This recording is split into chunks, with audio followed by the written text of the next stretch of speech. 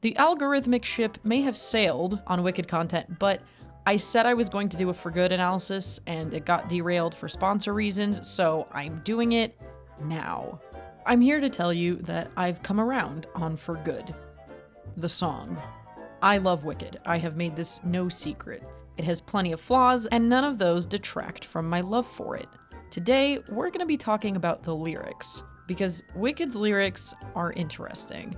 Some of them are really clever, some of them are endearingly goofy, and others maybe could have taken a second pass. And the lyrics are my major issue with the emotional wallop and fan favorite song, For Good. Or they were for a long time. Basically, as a story beat, For Good is the apex of devastation. The scenes before and after in stage and film make me violently sick. Certain Gelfie pairs especially make choices that are an attempt on my life. But for the longest time, my feelings were generally, I like For Good musically, as a narrative and emotional beat, but the lyrics are a bit corny and pull me out of it. Like, why are we suddenly pulling out a bunch of similes? What the hell is a skybird? Why are we rhyming wood with wood? But then, you know what? I thought about it. And actually, it's fine. It's good, even. Which, of course, also rhymes with wood. I thought about the lyrics a little bit more and decided to give the song a bit more grace. Because there is something interesting happening here. These are 4 distinct similes for being changed. And I thought it was worth taking them seriously and figuring out what we might glean from them. The metaphors/similes here don't just tell us that these women were changed, they tell us how. So, let's go. The first 2 are from Glinda. Like a comet pulled from orbit as it passes the sun. This is easily my favorite of the 4, and it is crazy work. We're immediately starting with comparisons to celestial bodies. We get crisp insight into how Glinda sees herself and how she sees Elphaba. Let's break this down. Glinda, the comet, moved through life on a projected trajectory before the massive pull of Elphaba, the sun, forced her to pivot. Her likening Elphaba to the sun is devastatingly beautiful, as this nearly unstoppable nuclear force, so strong it can't help but change the course of her life just by being near her. How do you comprehend the power of a sun? This is how Glinda sees Elphaba, enamored, devastated, in awe. And this also tells us how she sees her previous life. Fixed, flying on a predetermined course. When Glinda met Elphaba, her life path was basically already decided. Be popular, get the right guy, say the right things, live the life that looks correct. And then, there comes Elphaba, the fire and heat and gravitational pull that she can't help but fall into. And suddenly, all bets are off. She's denying her friends and doing a silly dance in front of everyone, and Galinda Upland of the Upper Uplands is considering, even just for a moment, taking a back seat on a broomstick to run away in the woods with Elphaba. She doesn't, of course, and maybe this is the elliptical of the comet, swinging farther away before inevitably being pulled back in. And as she gets closer to her, she's changed fundamentally. The sun melting the comet's icy exterior, turning it into the luminous spectacle that we see from Earth. Like I said, this one is just crazy, poetic, larger than life. Then we immediately draw back to more small-scale nature metaphors. Like a stream that meets a boulder halfway through the wood. Here, a bit like the comet, the stream is something in motion that is forced to pivot, to change paths, because of something fixed in its way. Glinda the stream, Elphaba the immovable boulder. This speaks to Glinda operating with the flow of consensus, the popular path of least resistance. And Elphaba, staunch in her beliefs and sense of self, is that boulder interrupting that current. Rooted in place, refusing to bend, this is what Glinda is forced to reckon with. The elemental metaphor is nice here, and fits loosely with their associations in the show. Glinda is usually associated with the sky. her in her bubble, untouched by it all, but unable to actually fly. Here, she's water, but it still maps on with the idea of a flowing current. And this metaphor also continues Elphaba's association with the earth, grounded in her ideals and her connection with the world. So, in both of Glinda's metaphors, elphaba is the force of nature that wrenched her from a predetermined path. And then, it's Elphaba's turn. By a wind off the sea. This one's interesting. A ship blown from its mooring describes an object fixed and anchored in place, suddenly being flung out into the open. At a glance, this doesn't sound like Elphaba at all. She was always defiant, staunch in her beliefs, and unafraid to shout them. And yet, staunch is just another word for fixed. And the previous boulder metaphor also implied something similar. Because in her own ways, Elphaba was rigid. Not in her values, but in her presumptions. Yes, she was always challenging popular beliefs, and rightly so, but she was also quick to judge others. It's absurd! This silly rich boy appears and everyone's off to worship him at some cultish social gathering. It came from a lifetime of relentless bullying, but Elphaba tended to assume that she knew situations and people best from the get-go. So, fittingly, the mooring in this metaphor is her preconceived certainty, her own stubbornness, her greatest asset, but also one of her weaknesses. And this is how she met Glinda, with immediate assumptions. A pretty, vapid, empty-headed girl like any other. But then, Glinda deviates from that script. She's unpredictable, and she's actually an endearing little freak about it.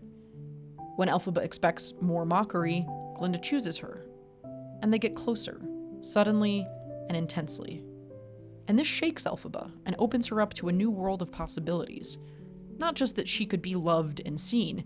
You look positively emerald. But more foundationally, that people, who she regarded with often earned disdain, could surprise her. That's Glinda's greatest gift, and Elphaba's greatest growth.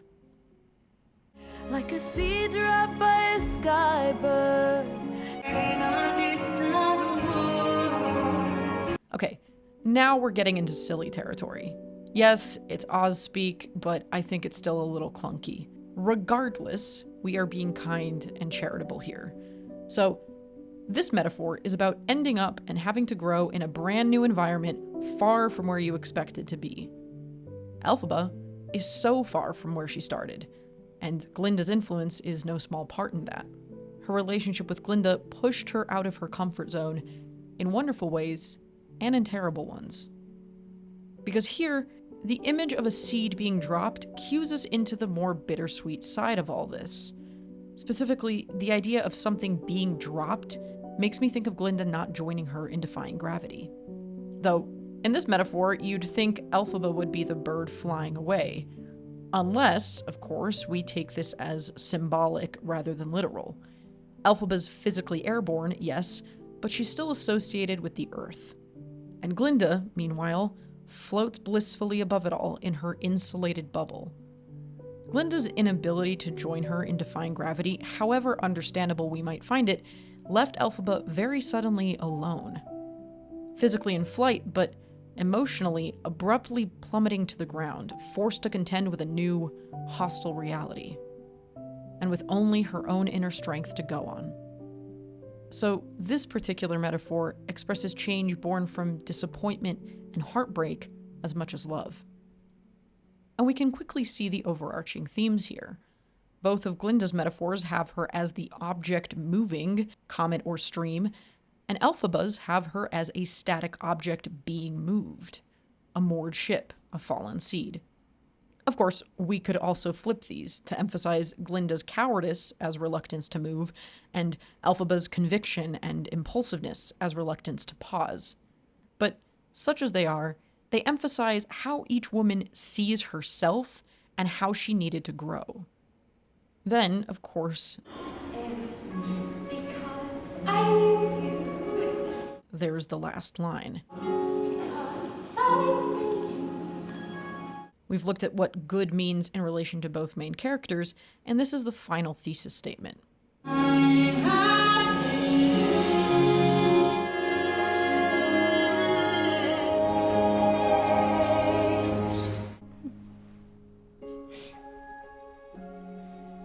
For good. The phrase here, of course, carries a double meaning. For good is used to mean definitively, as in being changed in a way that can't be undone, and also the two wonder if they have been changed for the better, as in a positive way. By the end of the song, they do both conclude that this is true. But just like the metaphors were distinct, this conclusion means different things for each woman. What does being changed for good mean for Glinda? This is a lot more immediately obvious. Elphaba challenged her, forced her to confront her limited perspective and her resistance to discomfort. Elphaba's convictions were so strong that they changed Glinda's perception of the world. She went from prioritizing approval above all else to valuing Elphaba herself to, finally, being willing to sacrifice her own status in the name of justice and truth. I'll go tell everyone the truth. No, they'll just turn against you. I don't care. I do. She's still a work in progress, but it's Elphaba's vision of the world that fuels her to continue the work to be better.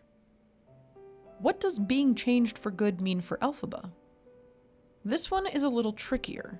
Glinda is the character with a far more obvious need for growth, so Elphaba changing her is much more self-evident. To the point that I've even seen some people argue that Glinda hasn't changed Elphaba in any positive way at all. And while that's clearly not what the text is suggesting, I can see where that thinking comes from. For a show about the grayness of the world, it can sometimes come across pretty black and white. Elphaba is the smart and noble character, Glinda is flawed and selfish, and only learns from her better friend, but only once it's too late. So, if Elphaba is ahead of Glinda in nearly every measurable way, what could she possibly learn from her? While I do get this read, I think it's also a bit disingenuous. Because being changed for the better doesn't just mean becoming more moral. Elphaba did have her own areas to grow. So much of Elphaba's story is about her exceptionalism. Either she sees herself as uniquely flawed in some way, I'm beautifully tragic. uniquely responsible, It's my fault. or sees herself as uniquely above others. A girl who is so superior. And so, one of the most significant, understated moments in her relationship with Glinda is when her characteristic self-blame starts to come through. None of which would ever have happened if not for me. So, it's my fault. And Glinda, in her classic, direct way, undercuts it immediately. What? No. That may be your secret, elphaba, but it doesn't make it true. That might be your secret, elphaba, but that doesn't make it true.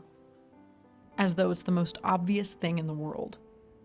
Glinda chooses to get close to Elphaba in a moment of deep vulnerability, and continues to.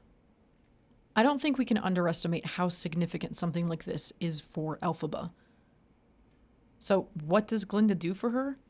Glinda makes Elphaba more playful, and less rigid towards herself and others. Elphaba, who always operated with this ironclad certainty about the world, allowed herself to be surprised by Glinda, for better and for worse. And now she entrusts Glinda with her mission. Elphaba, at any other point in the show, would not have given the Grimoire to anyone else. And this is maybe the biggest indicator of her change. Elphaba, who is so defined by her convictions, trusts Glinda with her life's work, with her values, with everything that has set her apart and made her an outsider for so long. Handing this, along with enormous magical power, over to Glinda is the greatest, most intimate act of love that she could ever do. Even if I do have my doubts on this landing narratively, would Elphaba really just up and abandon the animals of Oz? I don't know. The film also kind of makes this even thornier, but that is another discussion. This song here is the big final meeting point, the closest they'll ever be before being apart forever. And it's the most they've ever understood each other. Glinda recognizes principles worth risking comfort. Elphaba, paradoxically, has been able to recognize the benefit of utilizing public goodwill to make incremental change. Because the thing is, they're so similar. As different as these women are, they're also two sides of the same coin. Two testaments to how your environment and experiences shape who you are. Who do you become when everyone loves you for superficial reasons? Who do you become when everyone hates you for superficial reasons? Both desperately wanting to be liked. Both with a deep desire to prove themselves. I've applied to your sorcery seminar. Perhaps you recall my entrance essay. One day, you'll say to me, Elphaba, a girl who is so superior. All of which creates two very lonely women. Elphaba because everyone hates her without knowing her, and Glinda because everyone loves her without knowing her.